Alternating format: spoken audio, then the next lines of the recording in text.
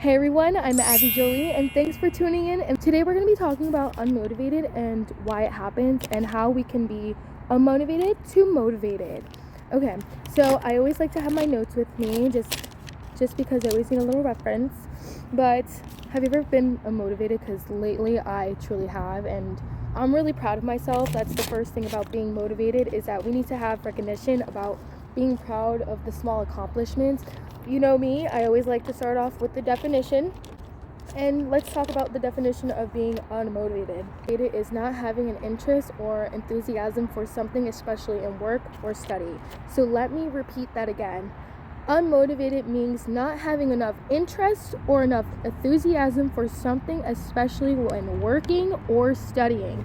I think that's so crucial for anybody to realize that when you're unmotivated, it's just because you just truly don't want to do it. And when you recognize that when you're unmotivated and you don't want to do it, you have to ask yourself, now why? I'm going to teach you steps to basically how to get motivated and how to fix this problem, but also allow yourself a break.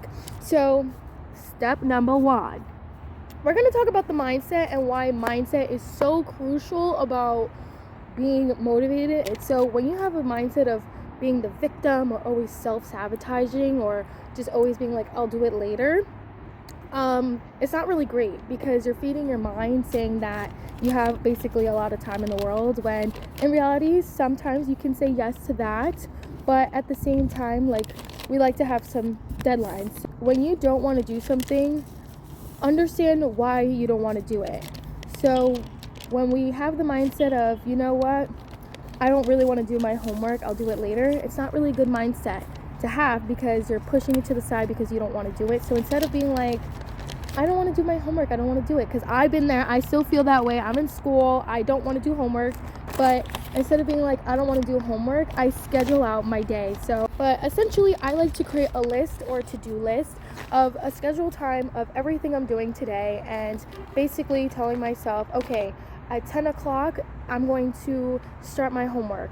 Whether that's 10 o'clock in the morning or 10 o'clock at night, shouldn't be happening, you should be in bed, but I'm just giving an example. So for me, I go to school today, I'm going to be done around 6:30.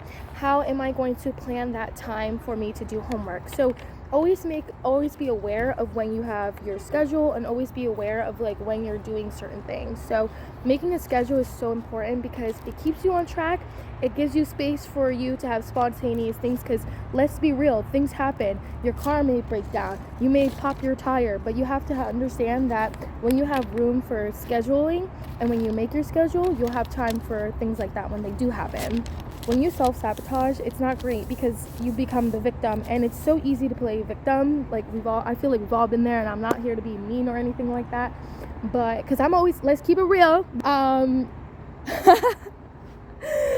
And I try to be nice, you know what I mean? But sometimes you just have to say it, like, you know what I mean? And I feel like we've all been the victim, and we've all played victim games. But when you tell yourself, no, like, I'm gonna get it done, I'm gonna do it, like, I'm gonna put everything, and you just tell yourself the one thing, it's truly going to make such a difference in your life, and it's going to make such a big impact that you're going to feel better. So like that little change of just making your bed, you're going to feel so lot like just more like comfortable, just more proud of yourself, because you did a little thing. So what helps me is making a schedule, and not only just making a schedule, but little things to make me feel a little bit more productive in the day, whether that's waking up 5 minutes to 10 minutes earlier than my alarm.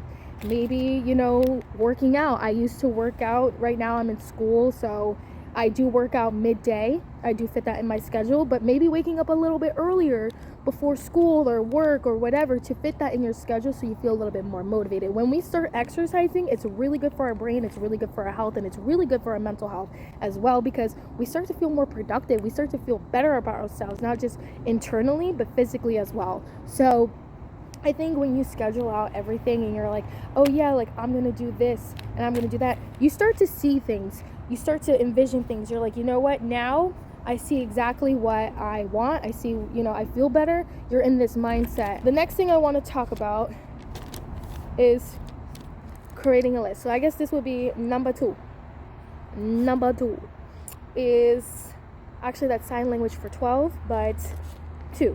Making a list. So this is something that my therapist actually taught me, because I like to be very organized about things and I need to get things done efficiently, or I will feel like unmotivated, and then I become spiraling. I'll literally go into a spiral, and then I'll be like, oh my god, everything's piling up. But I'm just here to be honest, because I'm never going to be like lying to you and be like, that's never happened to me, because it has, and that's why we're here to talk about it. Create 3 lists.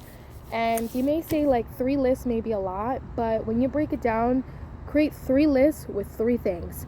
So when you create a list, the first list should be things that you actually need to get done today. What do I actually need to get done today so I can actually feel better about myself? Whether that's doing your laundry, whether that's making your bed, doing your homework. Write 3 things in your to-do list that you have to do in that main priority list of things that you really want to do, whether I got to get that homework assignment done, or I have to clean, or whatever it is. So 3 things that you want to do in your priority list.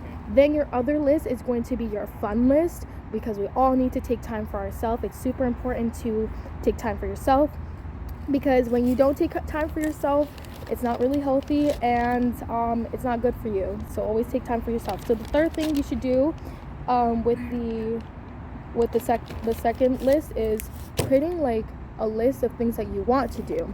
So for me, that could be, so this is interchangeable with the other list that I'm going to talk about, because this can be a little confusing, but this is how I stay organized. And again, whatever works for me works for me. What works for you works for you. You can take this with a grain of salt if you like. Me, I like to create a list, things I want to do, whether that's getting my nails done, whether that's doing my makeup, or that's just, taking myself to Marshall's, like 3 things that I want to do. Or maybe I want to paint, or I want to crochet, or something like that, or do Pilates, work out.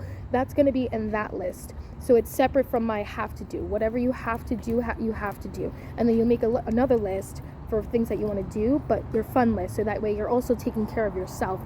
And the last list that I'd say is to make this is going to be a list that can take a while, but it can be a list that could be short term too. This is the list that I like to call my goal list, where sometimes it can be confusing, where I want it to be a main to-do list, but I have to remember that these are things that I need to get done right now, but it's just right now that I'm just manifesting, if that makes sense. So for example, you can put like, vacationing for a cruise, or I want to learn how to make an LLC, or things like that, where they're not as important as doing self-care needs to come first. And 3 things that you should do for yourself, or at least one thing that you need to do for yourself for self-care. And when you make a list of things that you want to do, whether that's planning for that cruise, planning for that next vacation, planning for an LLC, starting your own business, creating a 401k, whatever that needs to be in that list, it should be something a little bit more long term. So it gives you some more time to start, giving yourself goals, and you feel a little bit more productive, and you also feel really motivated because you have something behind you being like, yeah, I have something, I have this, I'm working on this, and it makes you feel like, yeah, you're working on it. And something that my therapist also said is that you can still always work on it. You can bounce in between the list if you wanted to, but always make sure that you go to that main priority list of the 3 things that you have to get done. When you're just not giving yourself the time for success, you're always feeling like you're putting yourself down, which is also going to give you that spiraling effect of being like, I'm not good enough, the self-worth, when in reality you are good enough, you are smart, you are talented, you are amazing, you are beautiful, you are everything you can think of, because you are. The only person that is stopping you is yourself. So what I want you guys to have as a takeaway is to start acknowledging, or even if you want to write or journal, I always talk about journaling and how important that is too, but start acknowledging the small successes in our life. So I hope you guys like this podcast. I hope you enjoyed the Real Talk podcast with Abby Jolie, me, and I'll see you in my next one. Bye guys.